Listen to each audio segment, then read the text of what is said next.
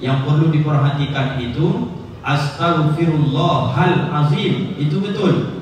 Astaghfirullahil azim itu salah, menyalahi kaidah. Tapi yang sering terjadi itu astaghfirullahul azim, itu berubah arti dan makna. Kalau astaghfirullahal azim, kita yang minta ampun kepada Allah. Astaghfirullahul azim, Allah yang kita suruh minta ampun sama kita. Maka perlu belajar bahasa Arab sikit-sikit supaya paham, jangan salah ucap nanti.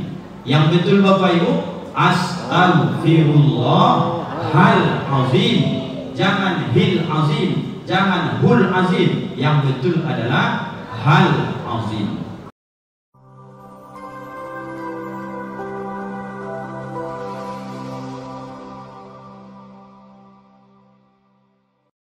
Bismillahirrahmanirrahim. Assalamualaikum warahmatullahi wabarakatuh.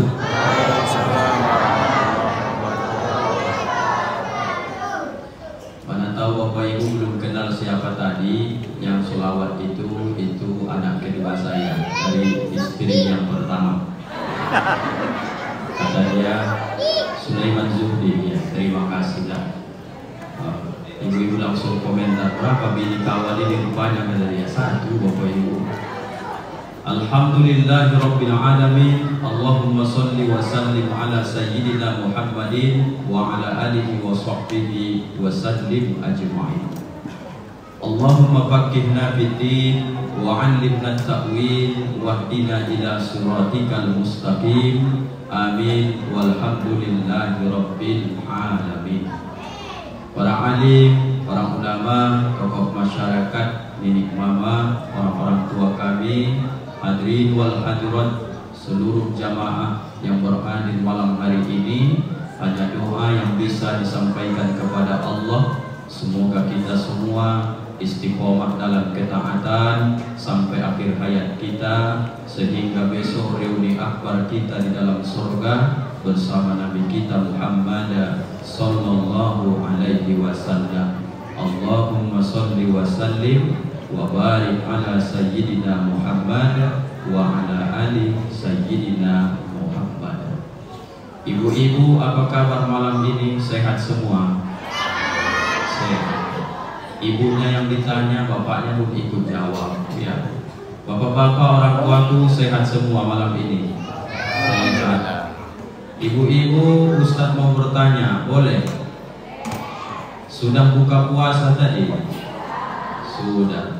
Mana lebih duluan Bapak Ibu? Apakah doanya atau buka puasanya? Hah? Bapak-bapak mana duluan Pak? Buka puasa dulu baru doa atau doa dulu baru buka puasa? Berbeda pendapat nampaknya, ya. Daripada bergaduh kita nanti, mending dijelaskan saja. Caranya Bapak Ibu, sebelum masuk tema kajian malam ini, yang betul adalah ikut sunnah. Setiap Bapak Ibu nanti mendengar sirene besok malam, kalau masih panjang umur kita, ya, begitu bunyi sirene itu kata dia, maka kemudian Bapak Ibu yang paling bagus itu angkat tangan, berdoa. Apa yang dibaca Pak Ustaz? Allahumma barik lana fima razaqtana wa qina azaban nar. Doa mau makan.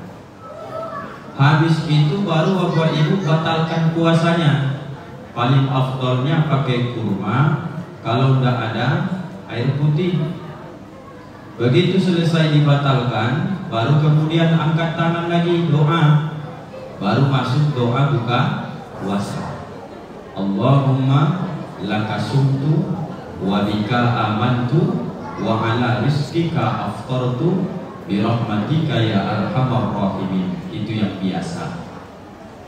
Apa tidak salah tuh Pak Ustaz? Enggak Bapak Ibu. Dalilnya, karena kalau diartikan doa buka puasa itu, Allahumma ya Allah, lakasumtu, bagimulah aku berpuasa, wabika amantu, kepadamulah aku beriman, wa ala rizkika, dan atas rizki yang kau karuniakan ini ya Allah, aftartu, aku berbuka. Maka kalimatnya itu adalah fi'il madi, menunjukkan selesai dulu pekerjaannya baru baca doanya. Tapi Bapak Ibu, kebanyakan kita mana mau sabar-sabar Bapak Ibu. Begitu serene bunyi, aku sering memperhatikan tuh, mana ada peduli dia. Kalau sampai tiang PLN itu pun dikasih gula pasir, enak sama dia, dijilatnya itu Bapak Ibu, saking hebohnya mau buka puasa. Mulai besok coba Bapak Ibu kita urutkan. Rupanya sirene bunyi, jangan terekam makanan, jangan terekam minuman. Doa dulu, Allahumma barik lana, sampai selesai. Batalkan, baru angkat tangan, Allahumma laka sumtu wa bika amantu wa ala rizkika aftartu. Mau ditambah yang wa batalatil huruf, silakan, tidak apa-apa.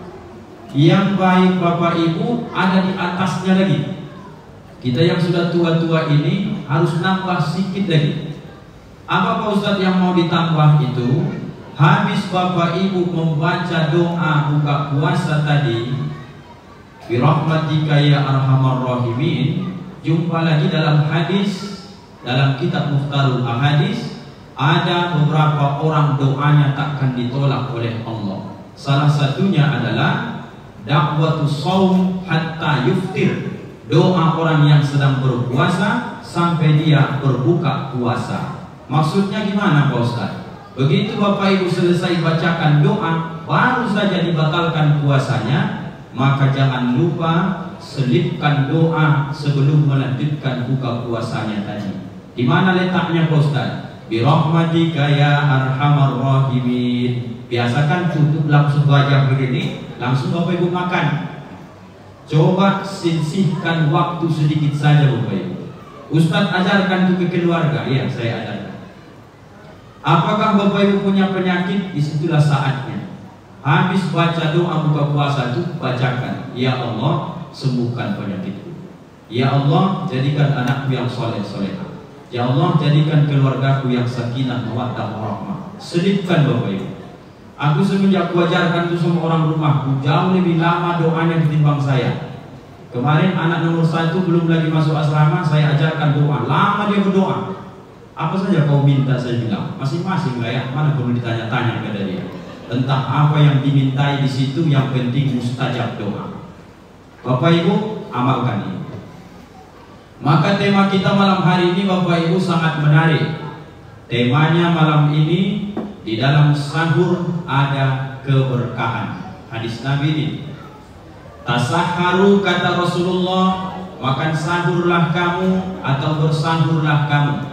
Fa inna bis sahuri barakatan, maka sesungguhnya di dalam sahur itu ada barokah. Barokah itu sudah lama kita mengaji, ziyadatul khair, bertambah kebaikan. Kalau Bapak Ibu makan jam 10, jam 11, jam 12 malam dengan niat untuk makan sahur, itu namanya bukan makan sahur tapi makan malam. Maka habis nanti tarawih sama tadarus kita nih lanjut, selesai anak-anak kita nih Bapak Ibu jangan lagi terlalu banyak makan. Makan risol, makan bakwan, makan kue, makan mie. Begitu dibangunkan istri nanti jam 3, Bang kita sahur. Agak kenyang puasa, udah sahur aku tadi jam 10 di masjid kan dia. Itu bukan sahur, itu makan malam. Maka orang yang bersahur kata dia jam 10, jam 11, jam 12 Bapak Ibu, itu sama dengan tak mengamalkan sunnah, karena sama dengan dia memperpanjang jam puasanya. Maka tipe manusia ini puasa tengok Jalan Jenderal Sudirman di Bapak Ibu. Besok pagi kalau panjang umur, jam 6 habis kita sholat subuh, setengah 7 pergi Bapak Ibu jalan-jalan pagi atau naik sepeda. Sepi ujung batu. Kemana orang semua Bapak Ibu? Mengkodok tidur. Habis itu Bapak Ibu nanti agak-agak naik sedikit jam 10, agak rame sedikit. Nanti agak-agak jam 3 sore agak rame sedikit. Jam 5 setengah 6 sore puncaknya rame dan luar biasa. Tapi ada pemandangan yang unik. Apa pemandangan yang unik itu Bapak Ibu? Ketika melihat orang yang memang sahurnya terlalu cepat, Di sini kaji kita.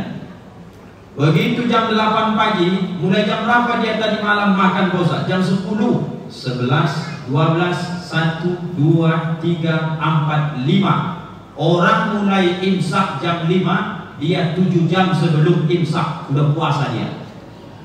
Wajarlah jam 9 pagi udah loyo, dibangunkan jam 8, bang, tapi kau mana? Jangan kau tanya-tanya. Cuma sekali dalam setahun aku pray, gak ada libur-liburku selama 11 bulan. Apa pula marah-marah dibangunkan jadwal manen? Abang dah pergi kerja, gak ada cerita kerja, ngantuk kali aku, kata dia. Kenapa? Karena dia sahur jam 10. Jam 10 nanti pagi hari, tengok model manusia, terutama kita di Gunung Batu nih. Ustaz perhatikan ya, aku tengok-tengoklah jamaah itu kalian. Jam 10 tuh Bapak Ibu, itu udah mulai hoyong tuh. Cara nengoknya pun gak enak lagi lah, kan begitu kira-kira. Ini pasti sahurnya kecepatan nih, begitu dalam hati saya. Zuhur, alhamdulillah, meledak sekarang nih. Kenapa diburu orang Ustaz Masjid Al-Hidayah? Pertama, imamnya bagus, biarpun gak nampak saya di mana dia sekarang. Di kamar tuh di rumahnya Bapak Ibu. Kenapa diburu orang Al-Hidayah nih Bapak Ibu? AC-nya mantap. Paling tidak numpang-numpang sejuk jadilah. Tapi kami bersyukur kali ramai jamaah ini luar biasa. Artinya, kalau udah begitu tiap hari sholat fardu nih, turun rahmat Ujung Batu insya Allah. Begitu kan Bapak Ibu?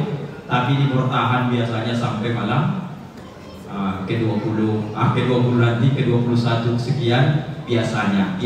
Tahun ini mudah-mudahan jangan insya Allah ya. Siang sholat zuhur, tengok besok Bapak Ibu, model wajah-wajah kita nih. Ada yang sudah wajahnya macam wajah sakaratul maut itu. Asal dicakapi sedikit tersinggung, asal ngomong salah sedikit ditanya pun jawabnya apa aja, gak biasa. Jam 5 sore paling mengenaskan orang yang terlalu cepat sahurnya, hingga lalat di mulutnya. Sampai anaknya ngomong, ya lalat kata ayahnya, kata anaknya. Biar aja lah dari rezeki dia itu, kata dia. Mengusir lalat pun dari wajahnya tak mampu dia lagi. Kenapa itu Bapak? Terlalu kecepatan sahur, itu maksudnya Bapak. Jangan cepat kali sahurnya ya. Dari jam berapa Pak Ustadz sahur itu? Bagi 3 saja. Jam 6 sore, bagilah dia menjadi sepertiga, maka jumpalah hadis Nabi yang disebut dengan Nabi itu yatafakkarna, sampai bengkak betisnya karena qiyamul lail sholat malam itu dilakukan sepertiga malam. Bagi 3 lah itu Bapak Ibu. Saya kurang pandai saya matematika. Kalau jam 6 sampai ke jam 5 subuh itu bagi 3, jam berapakah sahur itu mantapnya Bapak Ibu? Paling tidak mulailah kira-kira jam 1 udah mantap mulai itu. Kecepatan Pak Ustaz jam 2. Paling mantap sesuai hadis Nabi Pak Ustaz, akhirkan sahurmu sampai seolah-olah 50 ayat kau baca Quran, barulah azan subuh berkumandang. Kalau mau ikut sunnah. Kalau aku kasih Bapak Ibu malam ini amalan, kira-kira ada nggak yang malas menghafal atau mencret dia? Kalau dikasih amalan, bisa. Amalkan aja ya. Saya baca sekali nanti Bapak Ibu amalkan langsung malam ini bisa.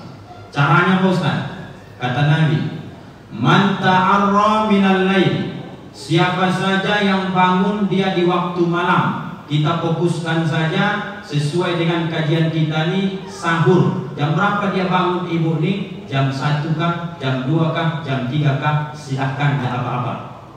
Apa yang dia kerjakan?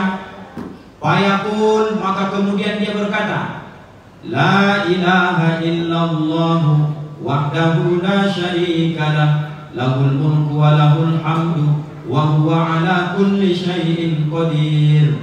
Alhamdulillah wa subhanallah wa la ilaha illallah wallahu akbar. La hawla wa la quwwata illa billahil aliyyil azim. Hafalnya Bapak Ibu itu? Ibu, hafalnya Ibu itu? Ya, menyenangkan hati Ustaz, bilang aja lah hafal. Hafal tak hafal belakangan lah itu. Hafalnya Ibu kan? Hafal itu, senang hati pun dengarnya. Bapak nggak Ustaz tanya, udah lama kaji lama ini. Ikuti Bapak Ibu, 1, 2, 3 ya. La ilaha illallah wahdahu la syarika lah, lahul mulku wa lahul hamdu wa huwa ala kulli syai'in qadir. Alhamdulillah wa subhanallah wa la ilaha illallah wallahu akbar, la hawla wa la quwwata illa billahil aliyyil azim.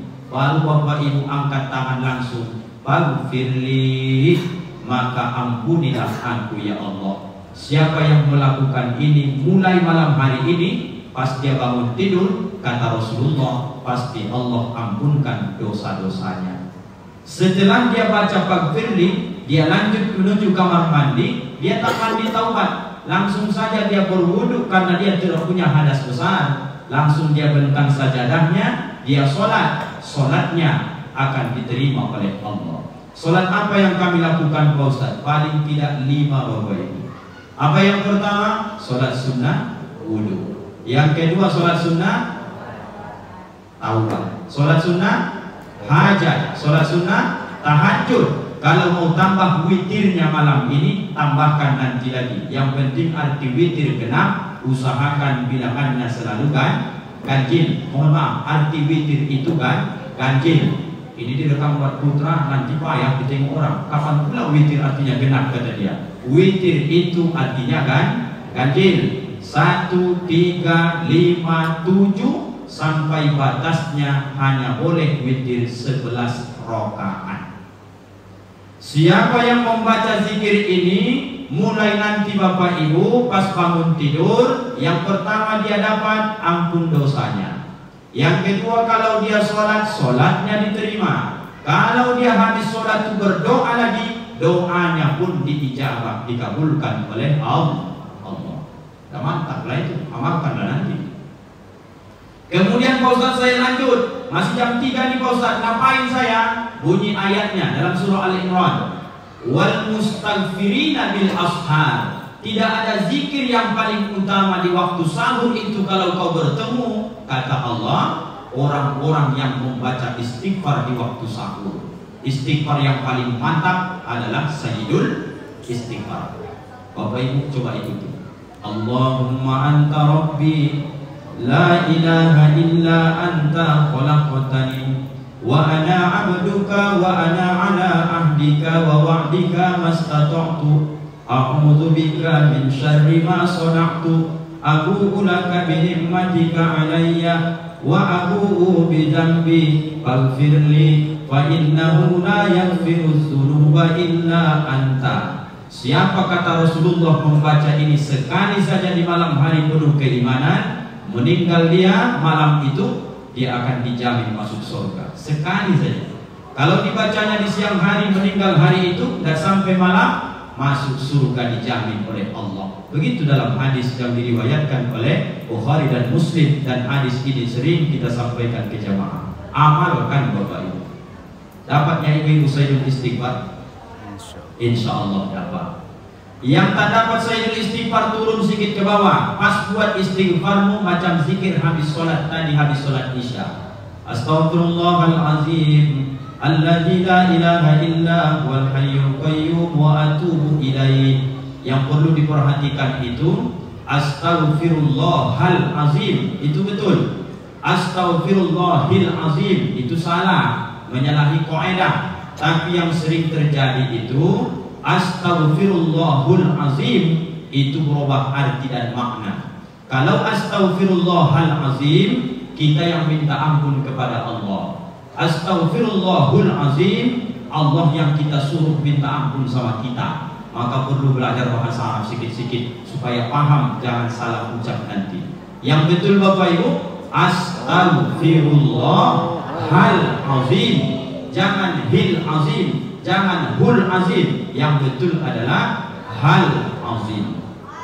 Di bawahnya lagi astaghfirullahal azim innahu kana ghaffara. Dah hafal juga itu di bawahnya lagi astaghfirullah. Dah hafal juga itu di bawahnya lagi ya ghaffar, ya ghafur. Itu pun Bapak Ibu tak hafal, ada yang lebih pendek lagi. Inna lillah, mati saja. Kalau nggak mau zikir juga, itu yang paling pendek lagi, nggak ada di bawah itu lagi. Sudah dapat Bapak Ibu kan? Itulah istighfar itu.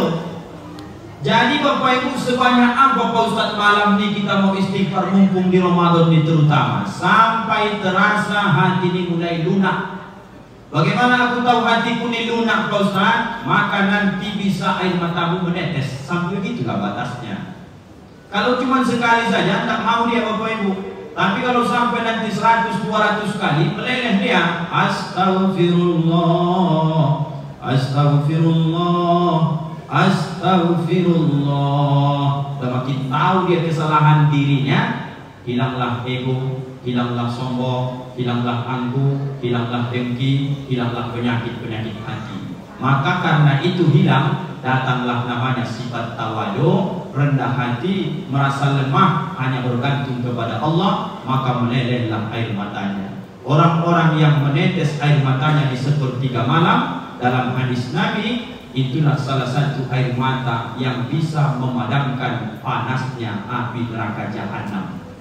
Jadi setua ini kita Bapak Ibu, perbanyaklah menangis disebabkan karena ingat dosa. Jangan banyak menangis lagi gara-gara bersengketa tanah. Itu yang paling banyak sekarang.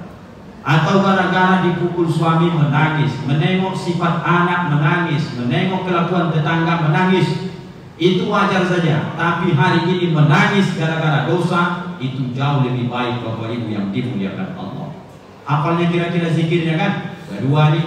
Dari atas tadi la ilaha illallah sudah, di bawahnya tadi zikirnya lagi astagfirullah sudah, yang terakhir nomor 3 Bapak Ibu, aku takut Ustaz harus keluar dari kamar di lama kali bang, kata dia nanti payah pulang. Satu lagi nah ya Bapak Ibu ya, satu lagi. Setelah baca istighfar itu, Bapak Ibu jangan tinggalkan ini kalau ingin sukses dunia dan akhiratnya. Saya tak kasih 4-4-nya, saya kasih Bapak Ibu 1 saja. Apa itu? Banyakkan dulu Bapak Ibu zikir sebelum azan subuh itu berkumandang. Habis makan sahur tadi, Bapak Ibu tidak usah tidur kembali, apalagi melakukan hal yang sia-sia. Aku tidak mau baca Quran Pak Ustaz, silahkan. Aku tidak mau zikir Pak Ustaz, tidak apa-apa. Tapi tolong yang satu ini Bapak Ibu lakukan. Apa itu? Muhasabah diri. Kalau ingin membuat zikirnya makin mantap, duduk saja di atas sajadah itu diam Bapak Ibu. Karena mau dia zikir. Baca Quran pun ditengoknya, asal dibuka Quran itu macam cacing gila ditengoknya tulisan Quran itu, berlarian ditengoknya. Diam saja dulu, merenung sejenak.